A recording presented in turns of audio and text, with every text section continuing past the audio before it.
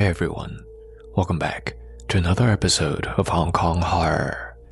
For those of you who are new here, welcome. I'm your narrator, Simon. If you don't mind, please remember to subscribe if you like the story so you don't miss any future episodes. Thank you so much. Alright, so tonight, I want to cover a type of story that many of you have been asking for more of. Terrifying encounters connected to Hong Kong's bus system. There are countless urban legends surrounding both buses and minibuses in Hong Kong. And honestly, these stories have always been some of my personal favorites as well.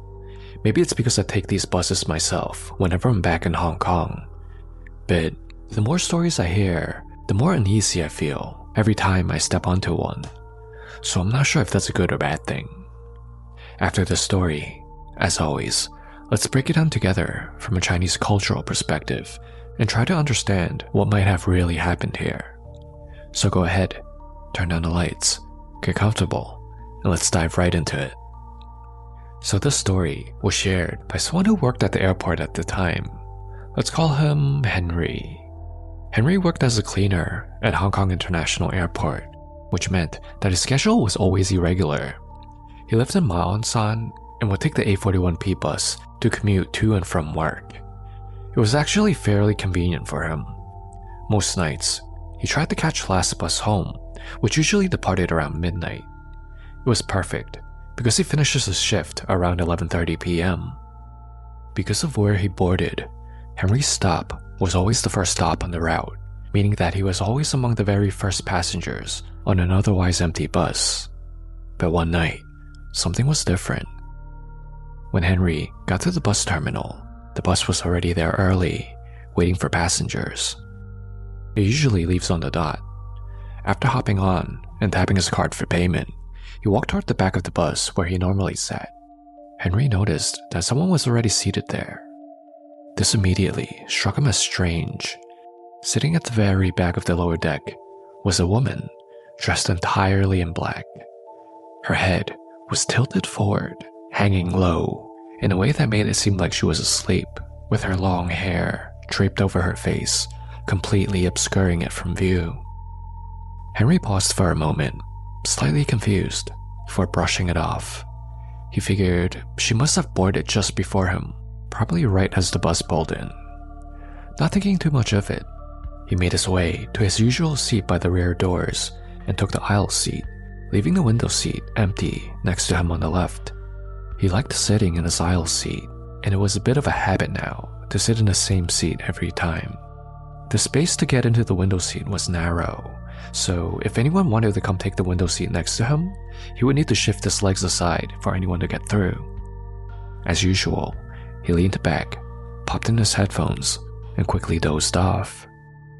He gets off at the Bayshore Tower stop, which was near the end of the bus line, so he always had plenty of time to squeeze in a power nap.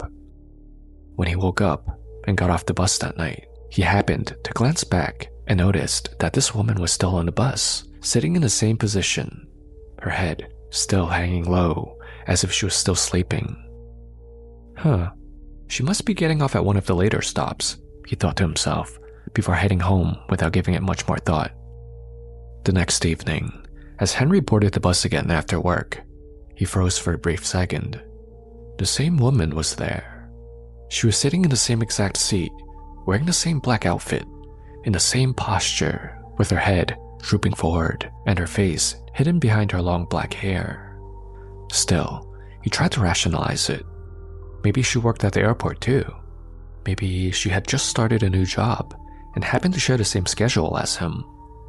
Once again, Henry took his seat, dozed off, and got off at Bayshore Towers without incident. But on the third night, something terrifying happened. Henry boarded the bus, as usual, and just like the previous 2 nights, the same woman was already there, sitting silently in the back, with her head hanging low in a sleeping position once again. Henry went to his usual seat, put in his headphones, and started catching up on a few Hong Kong horror episodes as the bus slowly moved. Before long, he drifted off to sleep, his head gently bouncing along with the bumps in the road. At some point during the ride, Henry suddenly woke up with an uncomfortable sensation. His legs had gone completely numb, as if they had fallen asleep. You know when you get those pins and needles in your feet? That's exactly what Henry had right now. Annoyed, he shifted slightly, trying to shake the feeling off and get the blood flowing again. And then, he heard it.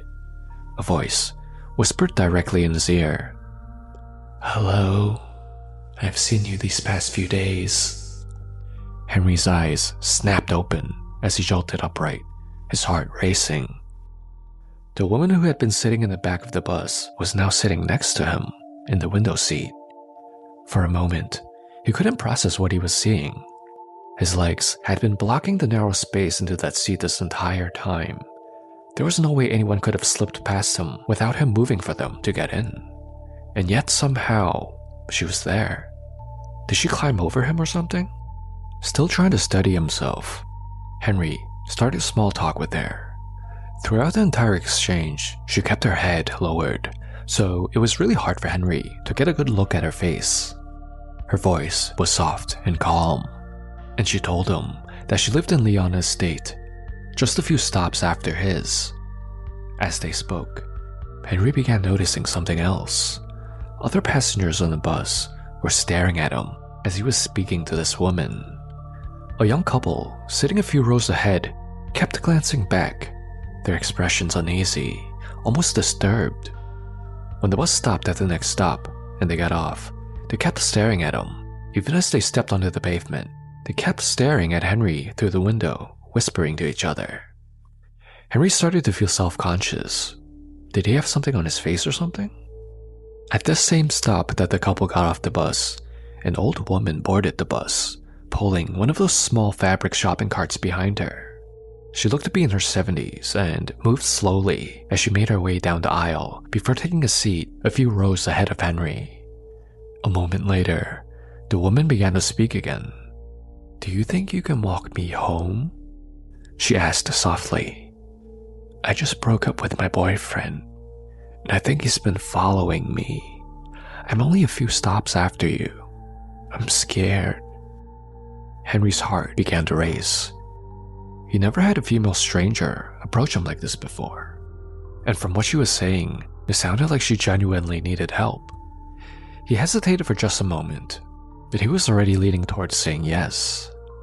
That's when the old woman suddenly stood up and walked toward the back of the bus, her cart rolling behind her. The bus was approaching Foucan Garden, just one stop before Henry's. She stopped in front of Henry and looked him directly in the eye, her expression unusually serious. "Young man," she said, "I have so much to carry. It's really heavy. Can you help me bring these off the bus for me?" Henry looked up, a bit surprised that this old woman wanted his help.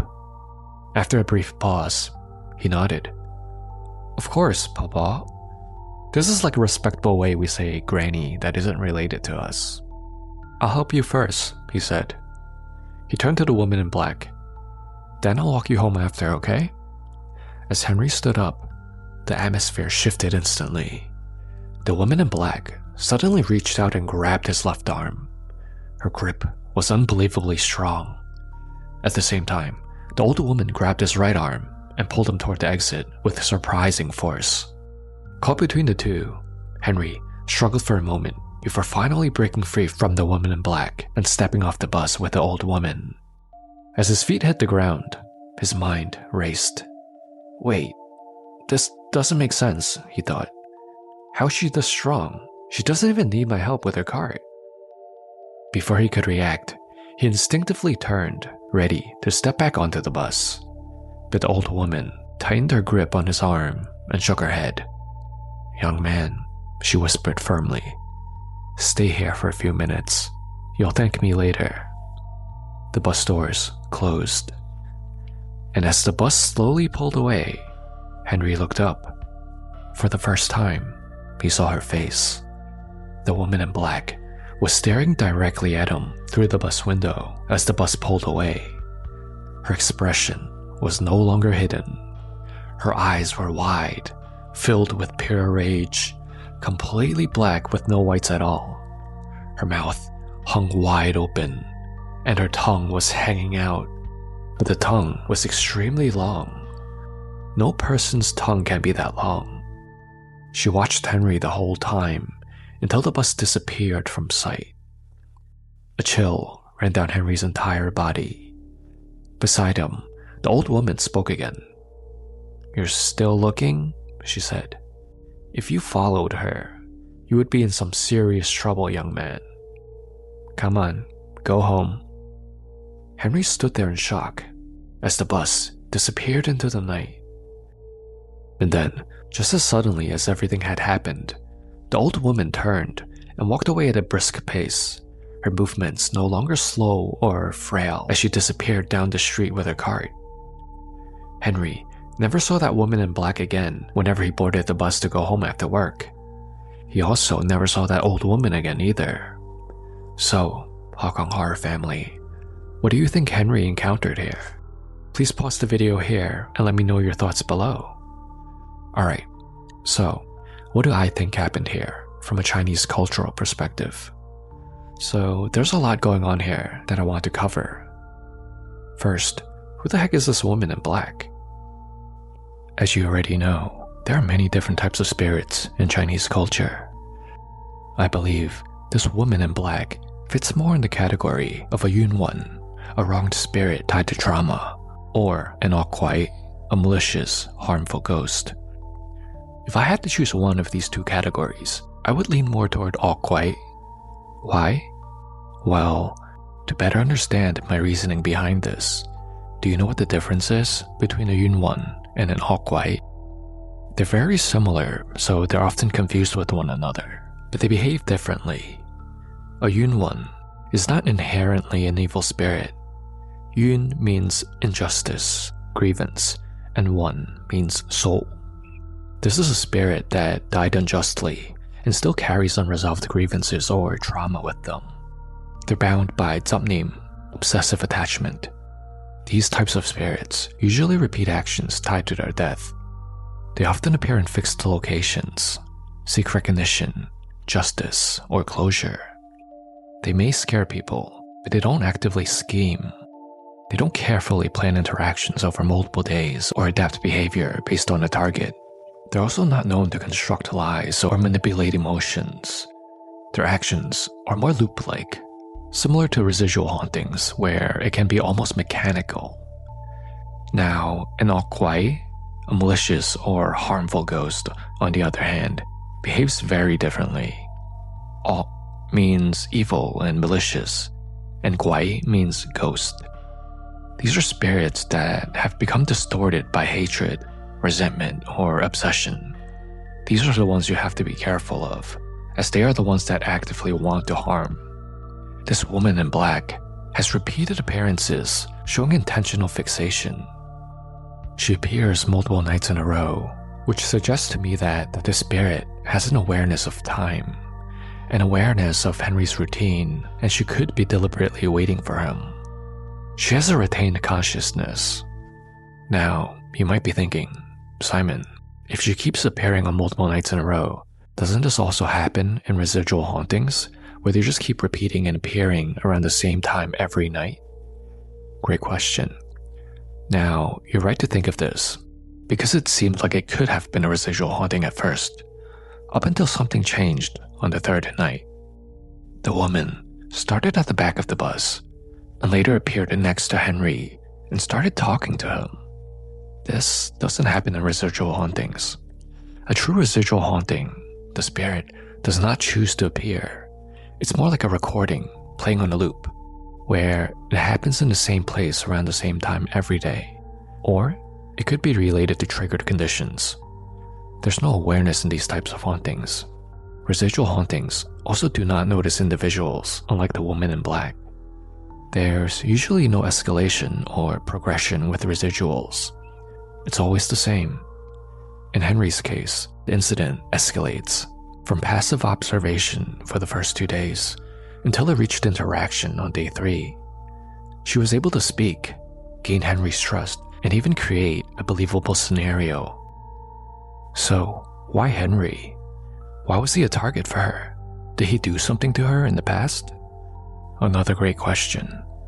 It's possible, but I don't think so in this situation. We've talked about 因果報應, karmic retribution, in the past before, but keep in mind, this is just one category of haunting that applies when there's a past life connection or direct wrongdoing. I don't believe this is what we're witnessing here because of the way this entity acts. There doesn't seem to be an emotionally charged recognition. No immediate attack when she saw him. It's more of an observation period for a while before gradual approach and testing boundaries. This points me away from karma and more toward opportunistic predation. In my culture, certain types of spirits hunt based on how easy you are to influence, not who you are. I think Henry was just in the wrong place at the wrong time. He's physically exhausted from working his late hours, and he's also falling asleep on the bus, where he's drifting in and out of consciousness, making him easier to approach, easier to influence, and less likely to resist. We call this state where he's drifting in and out Sansik but one, which means unstable consciousness. Henry also took the same bus multiple days in a row at the same time and always sat in the same seat. To the woman, this is a pattern to take advantage of. It gave her time to observe over multiple nights, time her approach, and start building familiarity without resistance. This is a calculated targeting. An easy way to think about Henry's situation is this. This woman probably didn't think, oh, I want Henry from the start. It was probably more of whoever fit her checklist. Who am I visible to? Who reacts to me? Who is in a weak enough state for me to approach? Who can I easily influence? Henry checked all of her boxes. Now, there were other people on the bus during this time, but not everyone checks all of those boxes. Henry noticed that some people were looking at him when he was talking to this woman. To them, it could have looked like he was talking to himself. So in short, I don't believe Henry was chosen as a target because of anything special. He was just the most available target. She probably didn't choose any of the other passengers because they could have been stronger, more alert, or awake. They could have had more stable consciousness or less predictable behavior. There could have been a bunch of different reasons, but ultimately, they were most likely harder to influence. Now, what the woman was doing is a very specific concept called 鬼迷 or 鬼友, which refers to a spirit confusing your mind, lowering your awareness, and drawing you into danger. But what did she want with Henry anyways? I could think of 3 possibilities. Number 1, substitute death, 太死, which is the most likely scenario in my head. Number 2, 吸陽氣, draining life energy. And number 3, 精神侵擾, mental and spiritual takeover. I think that 太新, substitute death, was at the top of this woman's mind. 太新 means finding a replacement for oneself. And how it's thought to work is that a spirit that died unnaturally and can't move on to the next phase of existence may try to pull someone else into the same fate, hoping that this new death can be a stand-in to replace their position of being stuck here. If Henry had gotten off that bus with her, she most likely would have continued to influence him, leading him to yin-heavy environments where she would be even stronger. The end outcome she would ultimately most likely want to achieve is his death. The second possibility, 吸陽氣, draining life energy, is another strong possibility. Sometimes, these entities don't want your life. They want your life energy. Henry did mention that he felt his legs go numb, which can indicate this happening. If he followed her, she would be able to keep him around for longer than just a bus ride, where she could continue to drain him. This won't result in death, but it's more of a slow breakdown. The final possibility that I could think of is 精神侵擾, mental or spiritual takeover. Now, why do I think this is a possibility?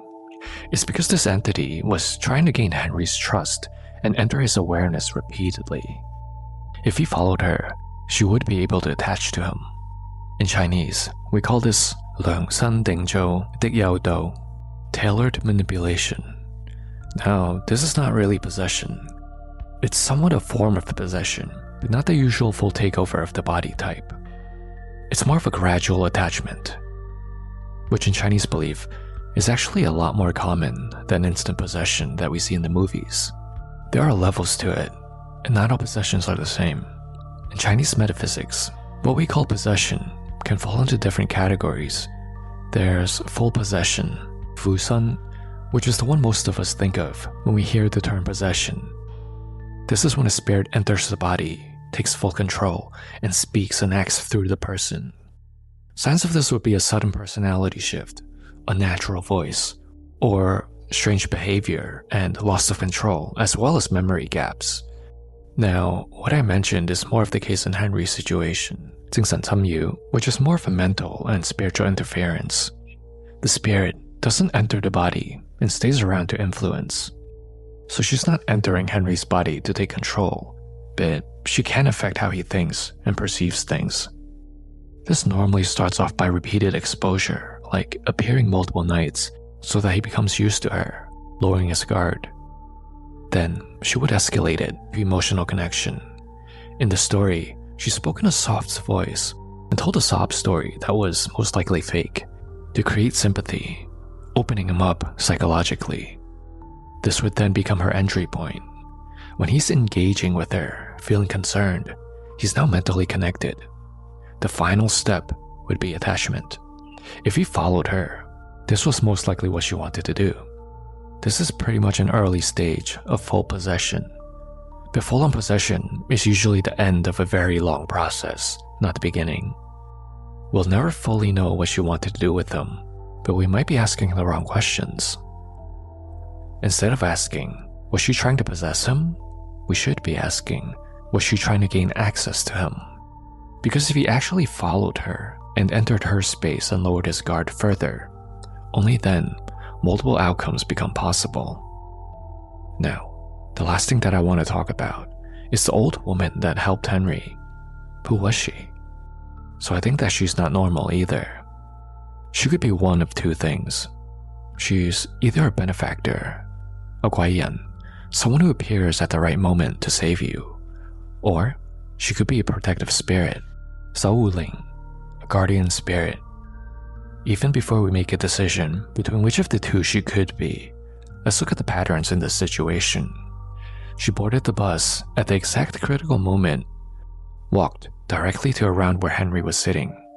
She only hopped on for one stop on this bus, which is strange. She interrupts at the precise second he's about to commit to helping this woman and pretty much pulls Henry off the bus. In my culture, this is not just coincidence. I personally think it doesn't really matter what we choose. A guaiyan or a 守護靈 can pretty much be the same thing. The point is, she was benevolent, someone or something who appears at a turning point in your life to redirect your fate. Thank you, Hong Kong Horror family, for making it to the end of this week's episode. I hope you enjoyed the story tonight, as well as my breakdown. Until we speak again next week, stay safe and good night.